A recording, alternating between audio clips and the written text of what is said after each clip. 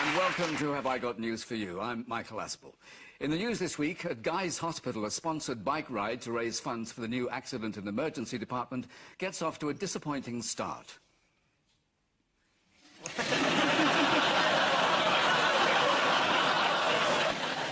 Our television centre, Bill Turnbull, continues to deny he's been living in the studio since his wife threw him out.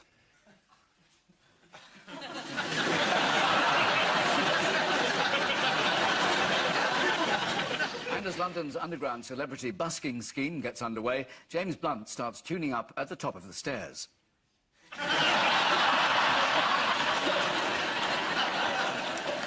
On Ian Hislop's team tonight is a man who says he never wants to be defined as a black American comedian, which is fair enough, so please welcome white Belgian accountant Reginald D. Hunter.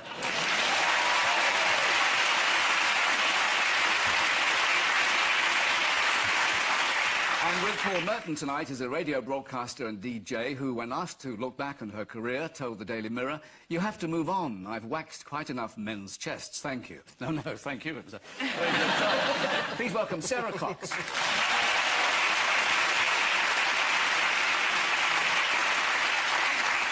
And we start with round one. Ian and Reginald, take a look at this.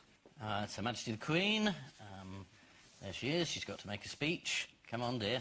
Just a couple more steps. Oh, God, all right, here we go.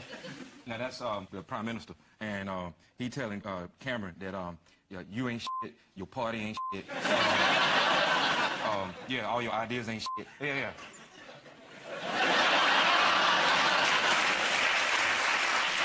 Well, I mean, that's what I was going to say. Shall I have a look at the Queen pictured in The Guardian? Yeah. They just can't bear it, can they? Got there a bit late, I think. How long did the Queen's speech last this year? It was exactly 1 minute. They've introduced new rules from just a minute. Oh. She's allowed to speak for 1 minute on Brown's new policy without repetition, hesitation, or laughing. Repetition's going to be quite hard. It's the same speech as last year, isn't it? Incidentally, if you look at the parliamentary website, yes, in the frequently asked questions section, one of them is, can I attend the state opening of Parliament? And the answer is no. Often asked and easily answered. Yeah. Unless you become a peer of the realm, which makes it quite a pricey ticket. Tell me, while the Queen was inside, what was going on outside? A huge fight. Looked a bit like it, in fact. Oh. It's household cavalry putting on their helmets. Is there a gay element in the household cavalry, by any chance? Actually, I think there's legislation about that sort of remark. Really? But is it compulsory? Just the thigh-length boots give it away every time, don't they? What's he phone in his helmet there on the right? Probably a lady's phone number. Yes, a lady. Lady called Barry. The previous Lord Chancellor, Lord Falconer, refused, but Jack Straw said he didn't mind doing it. What?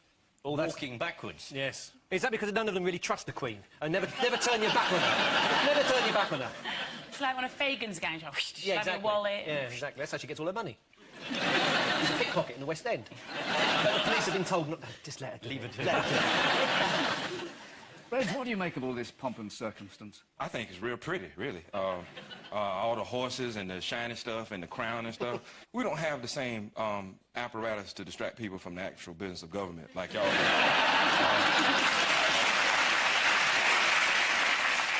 I mean, you know, like, if we want to distract people, then we have to, you know, tried and true, we got to blow something up. And, what actual decisions does she make that influence the government?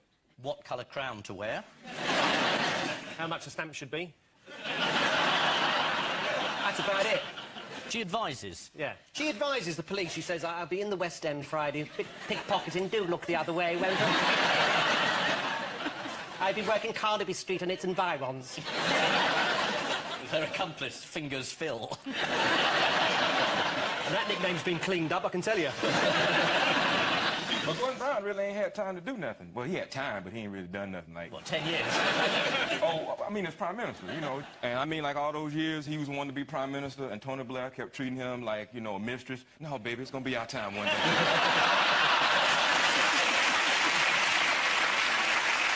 What did George Osborne have to say about the speech? He said, why are we listening to the Queen making these speeches in Parliament when we all know on a Friday night she's working the West End of London with illegal hot dog trading? She's got those rickshaws as well, hasn't she? Yeah, she's strapped for cash. Well, that's another rumour, actually.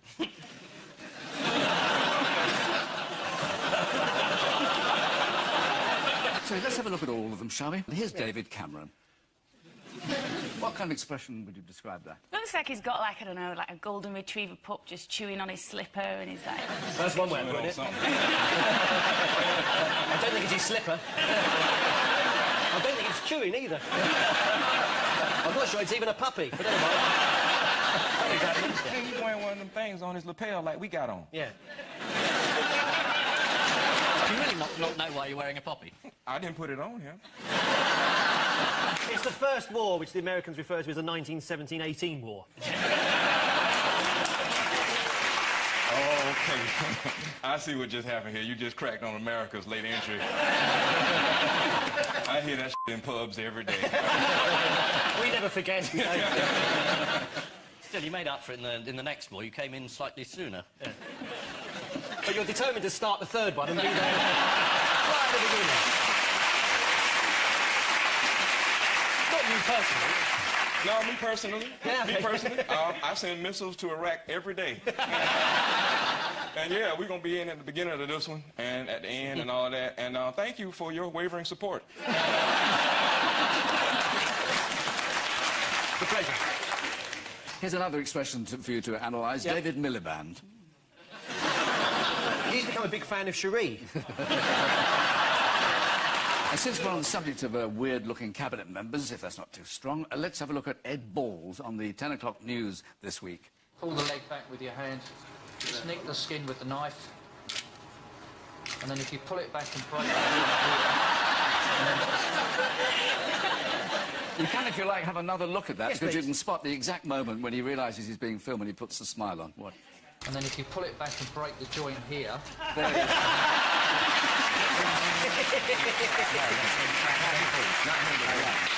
That's excellent. What stunning fact did the Daily Mail's in-depth political analysis throw up this week? What is the extraordinary fact? Well, the extraordinary fact is, for the state opening, Yes. Gordon Brown's wife wore a coat that was a little bit like one that David Cameron's wife wore to the party conference last year. Sarah, you're a woman. Have you got a mustard yellow coat? I am a woman, yes I am. Yeah. I don't really rock the mustard look, to be honest, Michael. It's not me. No. Makes me look a bit like I've just done some crack. Because it really washes me out. Did you have that problem on the Antiques Roadshow?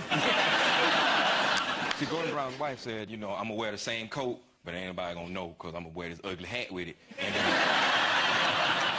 that'll put them off the scent. What did the Queen make it onto this week?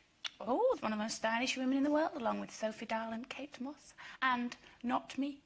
Yeah, Vogue magazine's list of the world's 50 most glamorous women. They said she was as glamorous in her brogues and headscarf in Balmoral as she is wearing the crown jewels. Sarah, you're a woman. Have you got any brogues? I am a woman. I've not got any brogues now. They make me look like I've just done some crack. Yes, this is the first Queen's speech of Gordon Brown's premiership. Some people still criticise the ceremony as a stuffy anachronism, out of place in the modern age. Although, to be fair, this year, one of the most important duties in the House of Lords was given to a young black woman. During the state opening ceremony, Lord Chancellor Jack Straw restored the tradition of walking backwards away from the Queen, although when BBC One showed it, they made it look as if she was walking away from him. Now, Paul and Sarah, here's yours. Ah, yes, they've finally found Tutankhamun's tomb, but the bad news is he's dead. There he is. That's what smoking does for you. Exactly. So it's Tutankhamun and Egyptians. Yeah, I kind of struggle with history a little bit. Yeah, exactly. I'm kind of got cavemen, Yeah. Jesus, Yeah.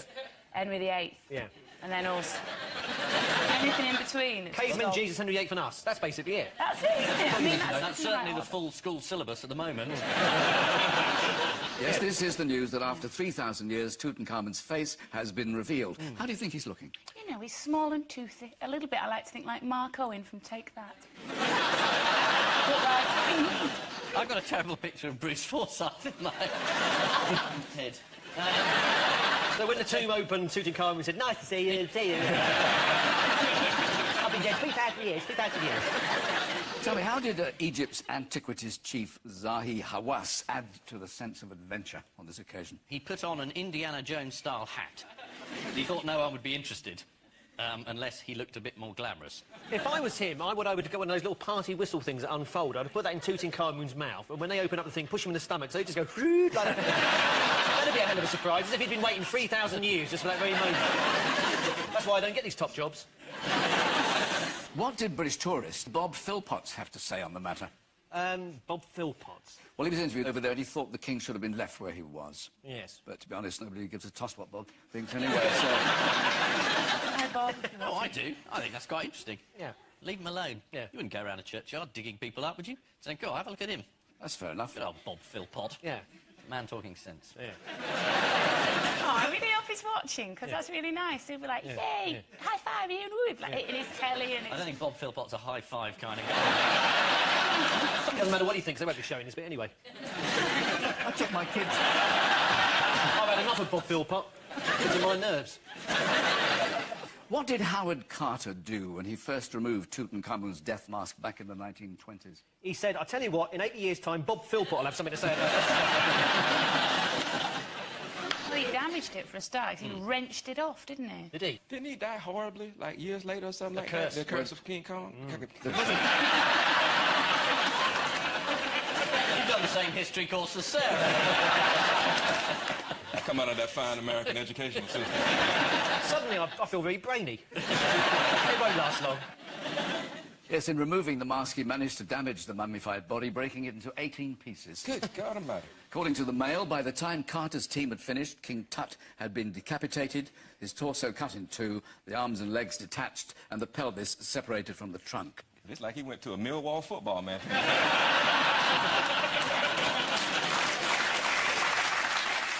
Yes, this is the public unveiling of the mummified face of King Tutankhamun in the Valley of the Kings. According to legend, anybody whose gaze falls on Tutankhamun's mummified face is doomed to a premature death.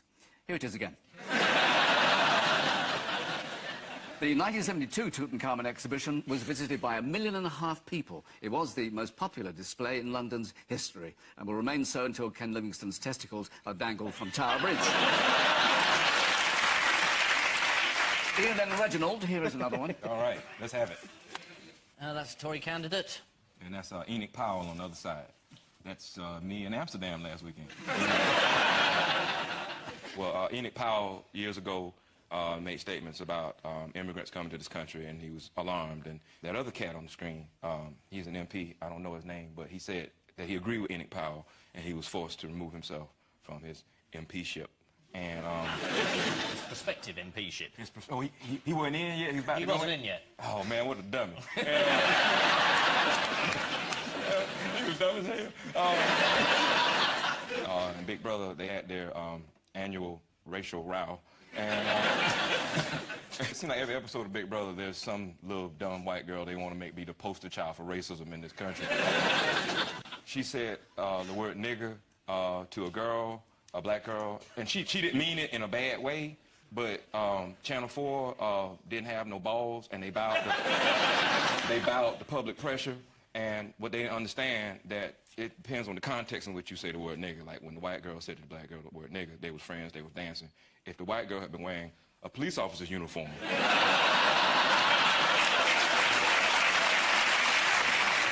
This is Ofcom's ruling that two particular words which were broadcast by Channel 4 this year were not offensive or unacceptable. Oh, is this nigger and pufter?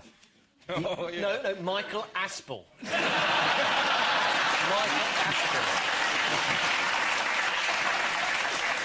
I mean, we're all having fun, but let's not get too informed. It's context, Paul. We're friends. Right. But I tell you something interesting I learned about gay men. I learned that gay men, just like regular men, right? They, especially when they be in groups, right? They like to intimidate. They like to, you know, be a bit bold. And sometimes they'll pick a man who's clearly heterosexual and flirt with him because they know that'll freak the average heterosexual man out. Like, oh my God, them gay men looking at me. Do they think I'm gay? Am I gay? I don't know. And just, you know, they have a laugh and they give each other high fives and they made him think he might be gay. And I was in a bar in Brighton, and there was some gay dudes in the corner, and they was doing the same thing, smiling and wiggling their butt. You know, they was trying to intimidate me with their gayness. But what they didn't know about me is I'm very competitive. And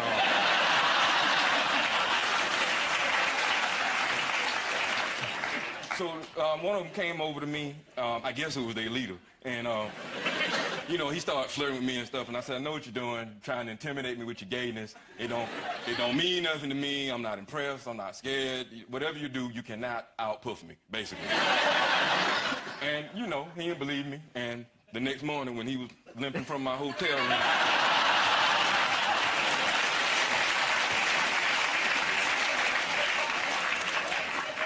he knew who the man was.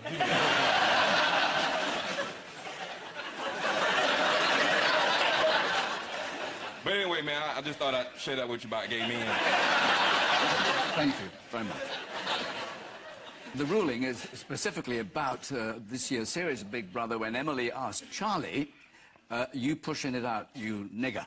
Ian, what does pushing it out mean? Pushing it out, I believe it's enthusiasm in the dance form. He's right. When the revolution happened, I'm gonna tell them to leave you alone.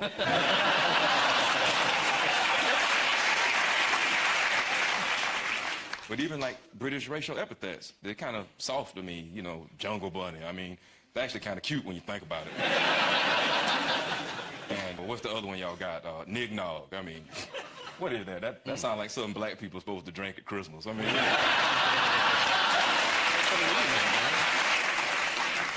Yes, this is another off-the-wall ruling about offensive language from those erratic dickwads at Ofcom. Oh, my God!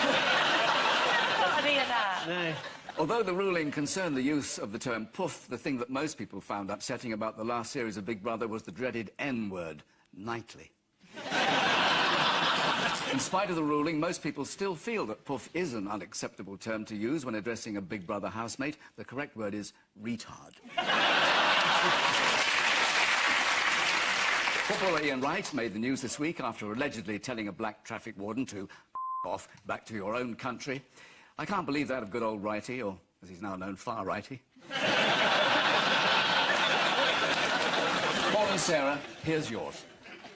Yes, this must be, Sebastian Coe. Sebastian Coe, and the new Olympic Stadium is going to magically... There it is. Wow. They're going to fly... This is great, because people are going to be in those flying seats.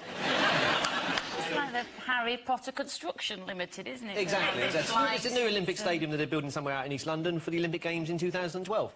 Completely and absolutely. The newspapers have likened it to a variety of things, a wok, a lavatory bowl and a blancmange. Some people that's a night out.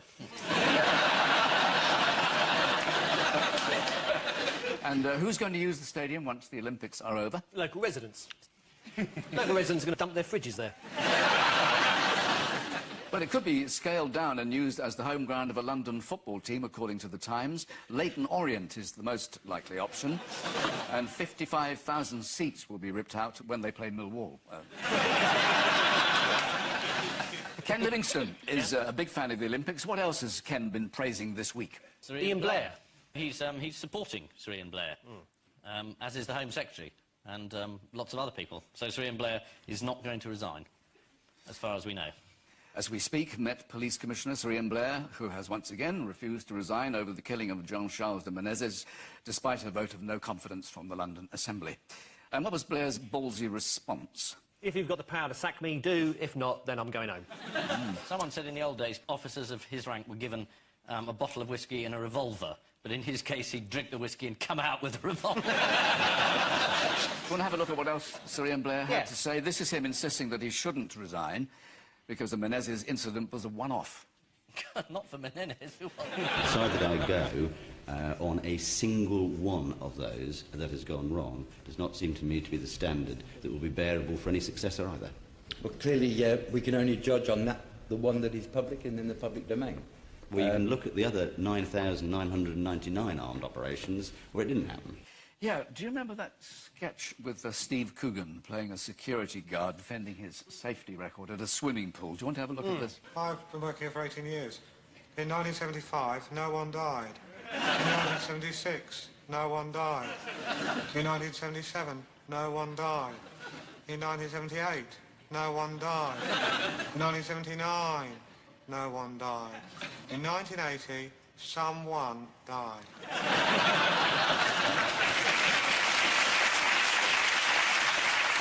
This is the unveiling of the design for Britain's Olympic Stadium. Anticipating the opening in July 2012, one newspaper complained, "Nice stadium, but where's the roof?" Oh, what's the problem? It's England, it's July, it's not going to rain.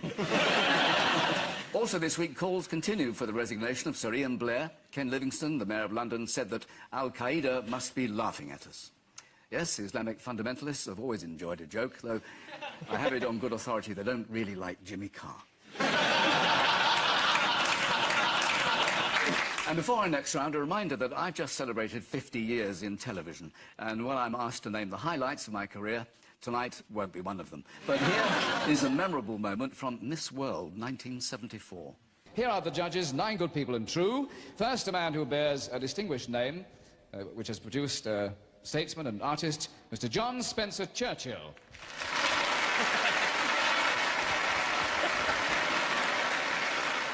Next we welcome His Excellency, the High Commissioner for Malta, Arthur Skerry.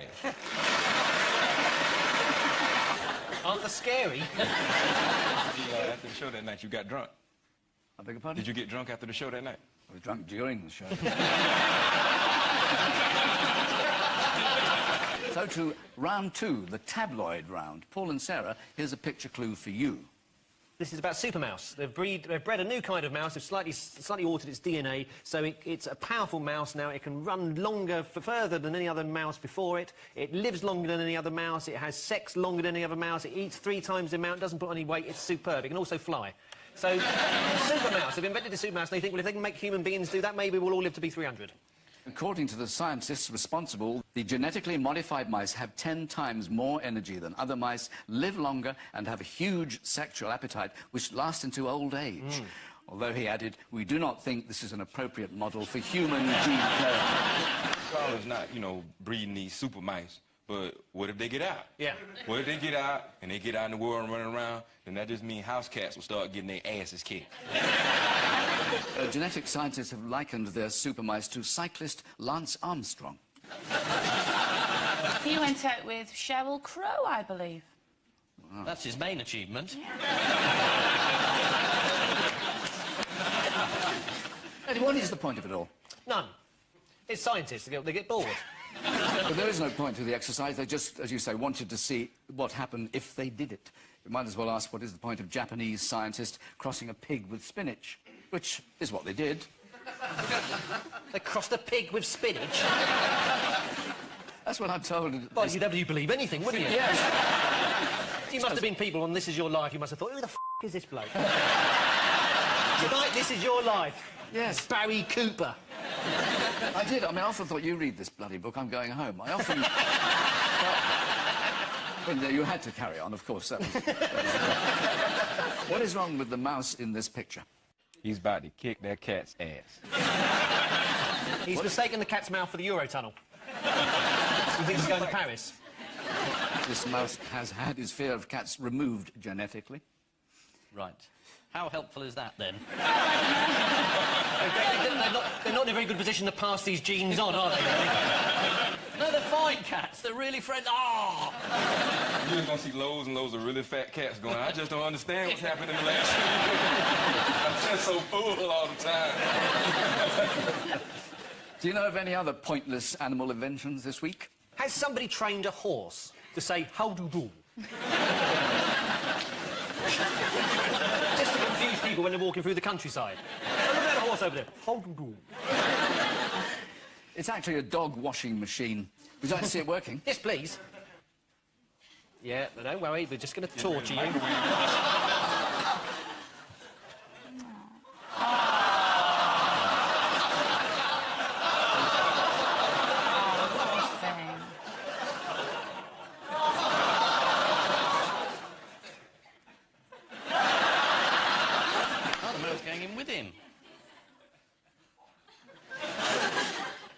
not sure what thumbs up means in that sort of position. Yes, I'm stuck in a giant microwave with a dog. Staying with the animal kingdom, what is going on here? Is he riding a horse that's tragically sunk? unless it's got a little, what they call them? Yeah, snorkel. Snorkel. Yeah. And how do you do? Yeah, how do you do? We're in the water. I'm your father. It's a bird watcher. He got trapped on some mud flaps. Flats.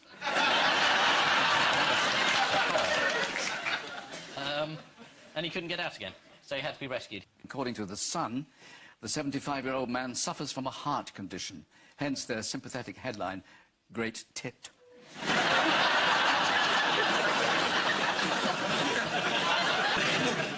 This is the news that scientists have created a new breed of super mouse which is stronger, fitter and lives far longer than normal mice. According to The Sun, Professor Richard Hanson likened the super mouse to American cyclist Lance Armstrong, which either means that Lance Armstrong loves cheese or that he routinely shits in the toaster.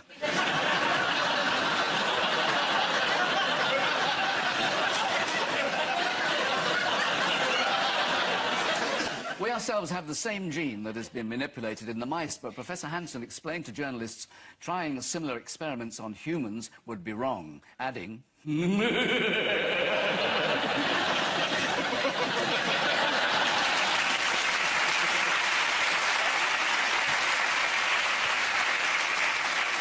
Also this week, a new dog washing machine was unveiled. As with any washing machine, you have to be careful with your temperature settings, advice that was sadly ignored by the owner of this great Dane.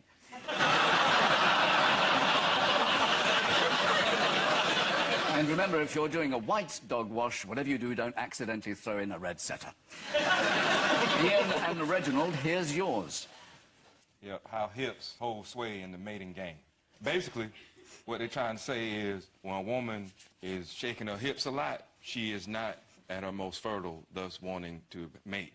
But when she ain't shaking her hips, that's when, you know, she want to get down, you know. I don't know if I believe this, man, because women are always pretty direct about what they mean. They don't never say one thing and mean something else. I don't believe that, man. This is the startling piece of research from Canada which has discovered that women who wiggle their hips at men do not necessarily want to sleep with them. In fact, according to the Mirror, when the women were ready to conceive, they swayed their hips less and kept their knees closed.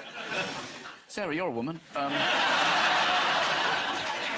And she's pregnant. Yeah, so but before you got pregnant, was you wiggling around a lot? To be honest, I was born with a dislocated hip, so I'd never know when I'm wiggling or not. I'm kind of wonky.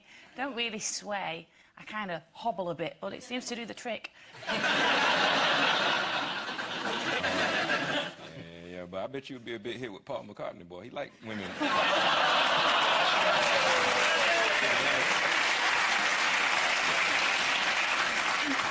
What was found to make a person 8 times more attractive this week? Money. Well, Ben Jones and a team from Aberdeen University found that simply smiling and looking directly into the beholder's eye is enough to make anyone appear 8 times more attractive. Except in England, which makes you look like a nutter.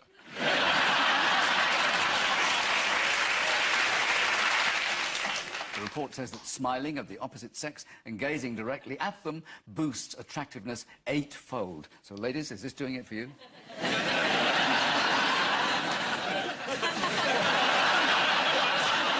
It always worked on Miss World. Well, that and telling them I could get them a passport. Which means that at the end of this round, it's Paul and Sarah 6 and Ian and Reginald 6. Ooh,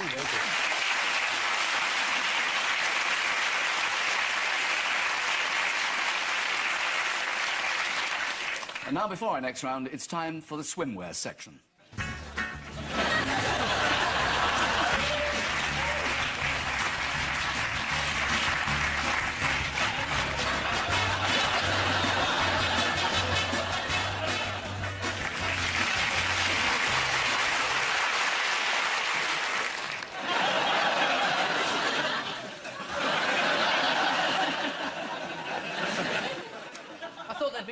boss at the BBC. Just throwing in women now. Yeah, I'm not keen on that bit of the show. It's all right. I mean, it's quite funny in that, but I don't think it's brilliant. Oh, good. I see it's time for the Miss World round. Oh, no, hang on. There's the missing words round. This week it features the guest publication World Plumbing Review, which is the only magazine that gives you an estimated price on the cover and then charges double when it actually arrives. You start with... Boris expresses concern that bathroom taps what? Turn on and the water fizzes out and it's bloody annoying and it all comes at you and you don't know what to do and then you try and turn it off and it's still going. Part of his election address. Boris expresses concern that the bathroom taps are sometimes cold and sometimes hot. You never get no consistency out them things. Is it Boris expresses concern that bathroom taps out hidden message to German U-boats? That's the right answer, isn't it? Pretty close. Are often cheap counterfeits. Yeah. This is from World Plumbing Review, and no, this isn't Boris Johnson. His complaint about bathroom taps is that he always gets his big toe stuck in them. Next, I spent taxpayers' cash on what, admits Ruth Kelly? Crack. Gigolos. Your mama. This would be a good Labour Party slogan. We spend money on your mama. It's propaganda, isn't it? The answer is propaganda. Oh. She gave out an address to her constituents which said how marvellous the government was. Yes, Ruth Kelly has admitted misspending £10,000 of public money on Labour propaganda. The offending newsletter repeatedly used the phrases Labour, the Labour Party and the Labour government.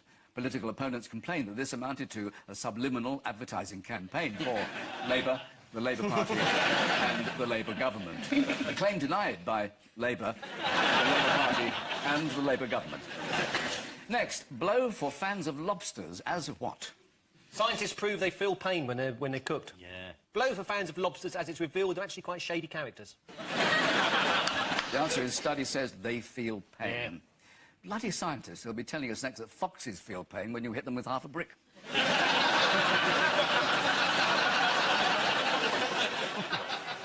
Go to a super mouse and get the brother half of the brick and throw it back at you. Next, little did Dundee's Drainage Research Group realise what? A, they're not in Dundee, B, they're not researching drainage, and C, they're not a group. The answer is how important their work on defective trap seals would become. How many millions of years would we be going before we guessed that? Well, this is from World Plumbing Review, which has published a report by the Drainage Research Group of the School of the Built Environment at Heriot-Watt University, or as it's more commonly known, Drugersbiru. The Drainage Research Group has now completed this particular project, but don't worry, there are plenty of other things in the pipeline. And finally, nude clifftop ramblers what? Tease puffins with their sexual organs. Cry foul at Operation Thistle. The Guardian reported that during a naked charity walk in Dorset, 10 policemen were detailed to ensure that the elderly naturists kept their clothes on at all times. The law states it is an offence to be naked within sight of a person who is likely to feel alarmed or distressed by the nudity. There you go, Mrs. Moyles, the legal loophole you've been looking for. So, the final scores are Ian and Reginald 7, Paul and Sarah 10.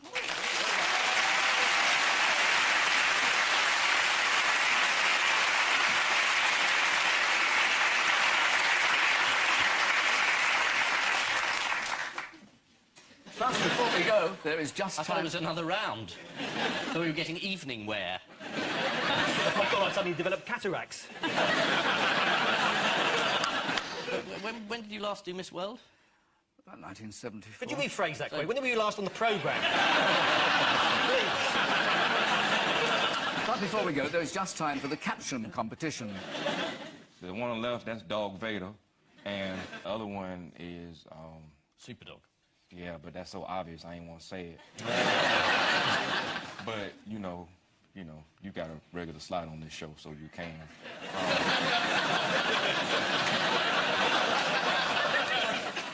Let me just ask you, if we say something amazingly funny, do we magically get 11 points and then they lose? I'm afraid it's too late for all that. Oh, well, I don't really see why we got to trial that hard. You know, in another life, it looks like me and you actually posing together, really.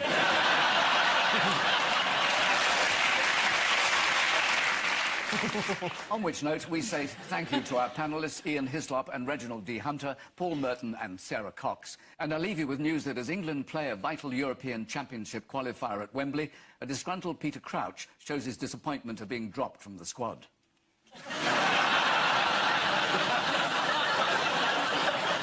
In Alabama, as yet another prisoner walks free, there are suspicions that the gas chamber may have a design fault. And in Windsor, as the Queen puts the finishing touches to a rockery, Charles asks, has anyone seen Camilla? Good night.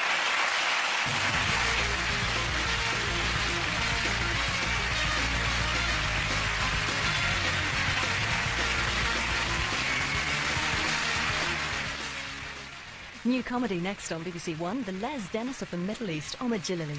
Jake Gyllenhaal stars in cult movie Donnie Darko here on BBC Two, and Dawn French delivers the truth about boys who do comedy on BBC Four.